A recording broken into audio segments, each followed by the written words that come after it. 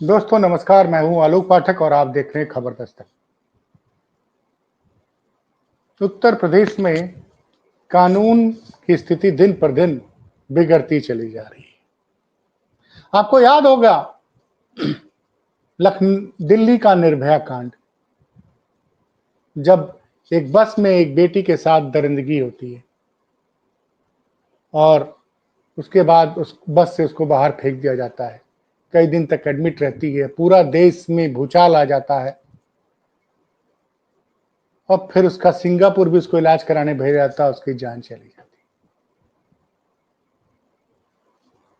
है। उस बेटी को नाम दिया गया था निर्भया। कानून बने कि अब इस देश में महिलाओं के साथ दोबारा ऐसी वसीपना और दरिंदगी ना होने पाए। आप सोच रहे होंगे सब मैं क्यों बता रहा हूं, क्योंकि क्या करूं मैं। उत्तर प्रदेश के मुख्यमंत्री योगी आदित्यनाथ, ये हवाई दावे इनके कम होते ही नहीं है। वोटर आईडी को अब जो मैं बताने जा रहा हूं उसमें से कुछ चीजें शायद आप लोग को पता होगी या कुछ को नहीं पता होगी। लखनऊ में आज से 2 दिन पहले बनारस से एक महिला चलती है, बस से लखनऊ आती है।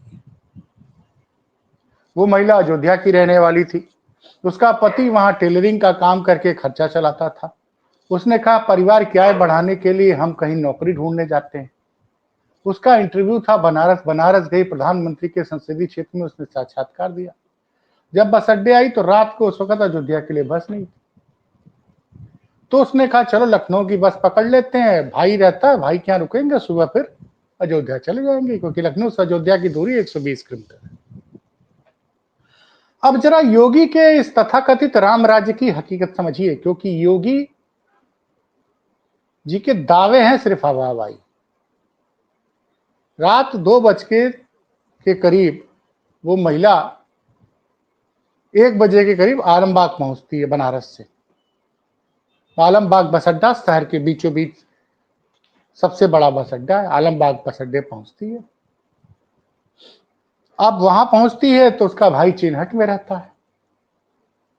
अब यहीं से कहानी शुरू होती है उत्तर प्रदेश में अपराधियों के बुलंद हौसले की। वो एक ऑटो बुक करती है चिन्हट के लिए और ऑटो में बैठ जाती है। वो अपनी भाभी से लगातार बात कर रही होती है, लाइव लोकेशन दे रही होती है। अचानक उसको लगता है कि ऑटो वाला गलत रास्ते पे लेके जा रहा है। वो अपनी लोकेशन भेजती है अपने भाई को। भाई देखता, अरे ये तो चिन्हट की तरह नहीं, ऑटो वाला तो मलियाबाद की तरफ ले जा रहा है। उसके बाद योगी सरकार की पोल कैसे खुलती समझिए। उस लड़की का भाई 112 नंबर पर फोन करता है और बताता है कि हमारी बहन एक ऑटो से आ रही थी, आलमबाग से चिन्हट के लिए उसको ऑटो वाला मलियाबाद की तरफ लेके जा रहा है। लखनऊ लखनऊ जिला प्रदेश की राजधानी, उत्तर प्रदेश के ताकतवर मुख्यमंत्री योगी आदित्यनाथ यहाँ रहते हैं। योगी आदित्यनाथ के अति प्रिय कार्यवाहक डीजीपी प्रशांत कुमार जी रहते हैं। उनकी आंखों के तारे ADG law and order Amitabh Yash रहते हैं। और लखनऊ के पुलिस कमिश्नर भी हैं साहब, वो भी एडीजी लेवल के अधिकारी हैं। वो 112 पे फोन करता है। 112 वाले पता नहीं क्या करते हैं, भाई परेशान रहता है। 2 बजे से लेकर परेशान है, उसकी बहन नहीं पहुंचती है। वो व्याकुल है, ढूंढता है, पुलिस को फोन करता है। 112 के अलावा कोई जवाब ही नहीं मिलता है। चलाते रहते हैं 112 वाले। सुबह के समय मलिहाबाद में एक जंगल में उसकी बहन का शरीर मिलता है। जान नहीं होती उसकी बहन के शरीर में, शरीर मिलता है, निर्जीव शरीर, कपड़े अस्त व्यस्त, गहने गायब। हल्ला मच जाता है। कुछ मीडिया रिपोर्ट तो ये बता रही हैं कि पोस्टमार्टम रिपोर्ट में उसके साथ दरिंदगी का भी सबूत मिले हैं। ये सब कहां हो रहा है? उत्तर प्रदेश की राजधानी लखनऊ में। लेकिन योगी आदित्यनाथ से किसी पत्रकार की हैसियत नहीं है, क्योंकि हम जैसे पत्रकार से तो योगी जी मिलेंगे नहीं। योगी जी सिर्फ मान्यता प्राप्त पत्रकारों, सरकारी पत्रकारों से मिलते हैं। किसी ने कोई सवाल नहीं किया। वो कल बहराइच में थे और परसों से इस खबर की चर्चा है। परसों से इस खबर की चर्चा है। लेकिन गोदी मीडिया के चैनल लखनऊ नहीं पहुंचे इस महिला के लिए आवाज उठाने के लिए। क्यों नहीं पहुंचे? क्योंकि वो एक गरीब ओबीसी परिवार की बिटिया महिला थी। मैं आरोप लगा रहा हूं, गरीब ओबीसी परिवार की महिला थी, इसलिए लखनऊ के चैनल, नोएडा के चैनल वाले यहां पे अपनी ओबी वैन लेके नहीं पहुंचे। याद करिए, कलकत्ता के बीसी कर हॉस्पिटल में एक महिला डॉक्टर के साथ दरिंदगी होती है, उसकी जान ले ली जाती है। कितना बवाल मचता है। ममता बनर्जी पे लगातार सवाल उठाते हैं नोएडा के तमाम चैनल्स की एंकरें। कई महीनों तक मेडिकल कॉलेज के छात्र उस बेटी को न्याय दिलाने के लिए धरना प्रदर्शन करते हैं। ममता बनर्जी खुद सीबीआई जांच के आदेश दे देती हैं। महीनों चला था बवाल। लेकिन घटना लखनऊ में हुई है, सारी मीडिया मौन है, सारे बड़े बड़े टीवी चैनल मौन है, और हम जैसे छोटे छोटे लोग जो यूट्यूब के जरिए बातें आप तक पहुंचाना चाहते हैं, तो उसमें यूट्यूब ने 25 बंदिशें लगा रखी हैं। हर आवाज जो जनता तक सच पहुंचाना चाहता है उसको यूट्यूब भी रोकने की कोशिश कर रही है। खैर, उसके बारे में बाद में बात करेंगे। फिर साहब कल हड़कंप मच जाता है। अखिलेश यादव ने इस महिला के ऊपर के बारे में पूछा कि जब महिला सुरक्षित नहीं है तो क्या हवा हवाई दवाई है, दावे हैं, महिला की जान कैसे चली गई? अखिलेश यादव ने संसद में बयान दिया।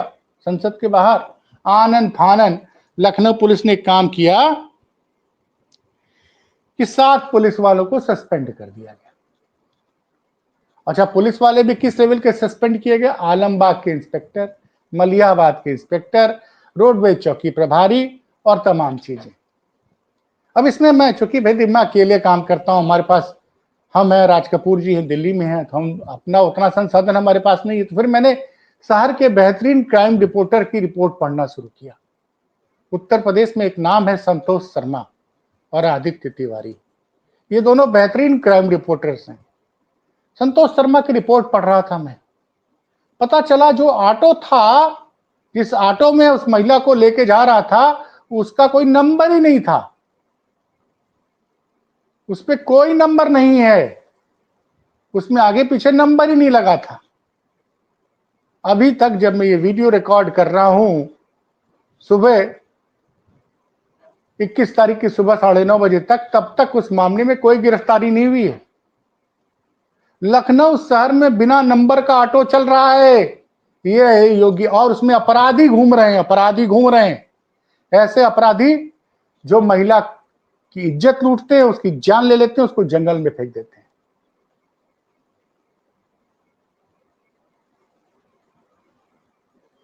सोचिए, गरीब ओबीसी परिवार की महिला, अयोध्या की रहने वाली, पति जो है टेलरिंग करके खर्चा चलाता है, भाई परेशान है, भाई से बात किए कई मीडिया वालों ने, वो बेचारा लगातार फोन कर रहा था। 112 पे कोई कार्रवाई नहीं हुई।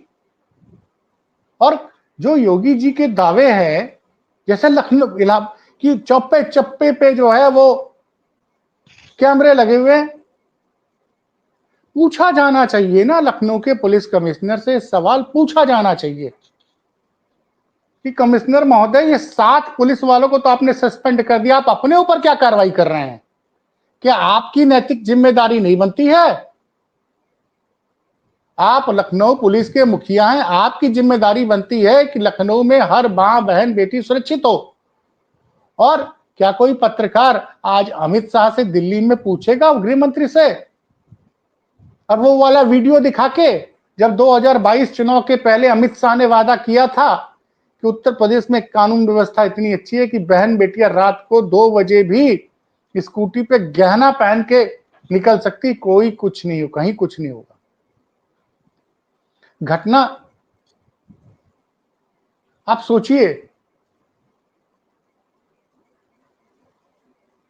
यूपी पुलिस ने क्या जांच की? यूपी पुलिस क्या काम करती है बता रहा हूं मैं आपको। उत्तर प्रदेश में एक पत्रकार है आशीष मिश्रा, इंडिया टुडे के में डिप्टी एडिटर है शायद, उनका मोबाइल छीन लिया गया था।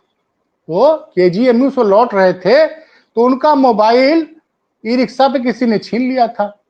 अब वो साहब इंडिया टुडे के पत्रकार थे। एक राहुल श्रीवास्तव पहले डीजीपी के पीआरओ हुआ करते थे, उनको पहले उन्होंने फोन किया तो राहुल श्रीवास्तव जी ने ताबड़तोड़ एसीपी को और इंस्पेक्टर को उनके घर भेज दिया।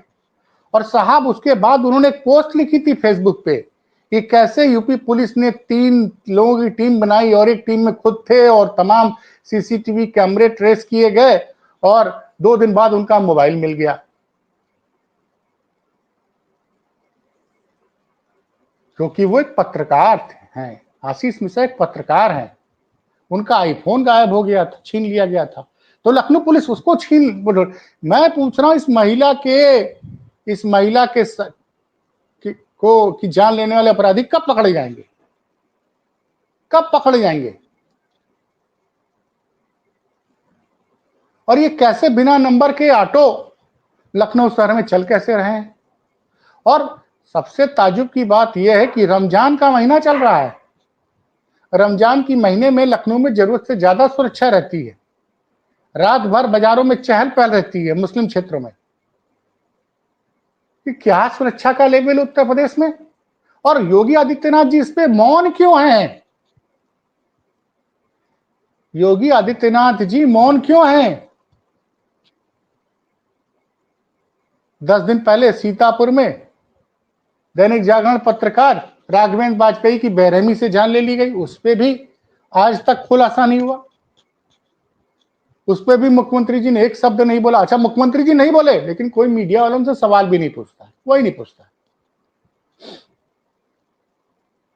कल दिन भर तमाम पत्रकार सोशल मीडिया पे, ट्विटर पे हर आदमी बहुत पत्रकारिता करता है, लेकिन सोचिए कैसे कैसे लोग इस शहर में, अपराधी कितने बेखौफ हैं, कितने बेखौफ हैं इस शहर में अपराधी। किसी का कानून व्यवस्था का कोई डर नहीं है। ये अपराधी बस अड्डे और रेलवे स्टेशन के पास रात को टहलते रहते हैं और ऐसे ऐसी महिलाओं जो बेचारे अकेले आती हैं, उस महिला को भरोसा होगा अमित शाह के वादे पर? योगी जी के जो हवाई वादे होते हैं कि उत्तर प्रदेश में कोई महिला की इज्जत के साथ खेला तो अगले चौराहे पर उसको यमराज मिलेंगे। भाई योगी जी बार बार बोलते हैं, और हमारे योगी जी के प्रिय कार्यकारी डीजीपी महोदय तो 90-90 मिनट का साक्षात्कार देते हैं भाई साहब। 90-90 मिनट का साक्षात्कार देते हैं। एक चैनल है फ्री चैनल, उसको इस मामले में कोई बयान उन्होंने जारी नहीं किया। और जब भी कोई घटना होगी तो जूनियर लेवल के दरोगा, इंस्पेक्टर, सिपाही, दीवान, चौकी इंचार्ज, इनको सस्पेंड कर दिया जाता है, इनको ट्रांसफर कर दिया जाता है। उसके बाद मामले को ठंडे बस्ते में डाल दिया जाता है। न किसी पीपीएस अधिकारी पे, न किसी आईपीएस पे। भाई वो एरिया जिस डीसीपी के अंदर था उस पे क्या कार्रवाई हुई? अगर सर्किल चेंज हुआ तो दूसरे डीसीपी पे क्या कार्रवाई हुई? और जब लखनऊ के सड़कों पे बहन बेटियां रात को सुरक्षित नहीं है, तो उत्तर प्रदेश का हाल तो भगवान ही मालिक है, भगवान ही मालिक। और ये बिकी हुई मीडिया कि कब सवाल पूछेगी, कब नोएडा की तमाम एंकरें लखनऊ की सड़क पर उतरकर रियलिटी चेक करेंगी कि क्या हाल है महिला सुरक्षा का। देखिए, हमारा तो दर्शक वर्ग बहुत छोटा सा है, फिर भी हम अपने दर्शकों से अनुरोध करेंगे कि अपनी बहन बेटियों को अकेले, ठीक है कई बार मजबूरी होती है, वो नौकरी के लिए इंटरव्यू देने गई और उन्होंने बस पकड़ ली, अब उनके भी परिवार वाले को बस अड्डे पे आके लेना चाहिए था, भैया आपको अपनी बहन बेटी सुरक्षित चाहिए तो हमेशा साथ चलिए, क्या करिएगा। योगी जी की पुलिस के भरोसे मत रहिएगा। योगी जी की पुलिस के भरोसे रात को बहन बेटियों को बाहर मत जाने दीजिए। मैं तो यही अनुरोध करूंगा, एक छोटा सा अनुरोध। बाहर दरिंदे घूम रहे हैं, उनको पकड़ने के लिए योगी सरकार की पुलिस के पास टाइम नहीं है। एक पत्रकार कुछ लिख देगा, उस पर एफआईआर हो जाएगी, हो सकता है उसको उठा के जेल में बंद भी किया जा सकता है। उसके लिए बहुत टाइम है, बहुत ताकत है, सारा रिसोर्स है। उसका मोबाइल फोन ट्रेस करो, उसकी गाड़ी का नंबर ट्रेस करो, उसको उठा के बंद कर दो, उसका हौसला तोड़ दो, उसको नौकरी खा जाओ। ये सब कर सकती है योगी सरकार, अपराधियों को नहीं पकड़ सकती है साहब।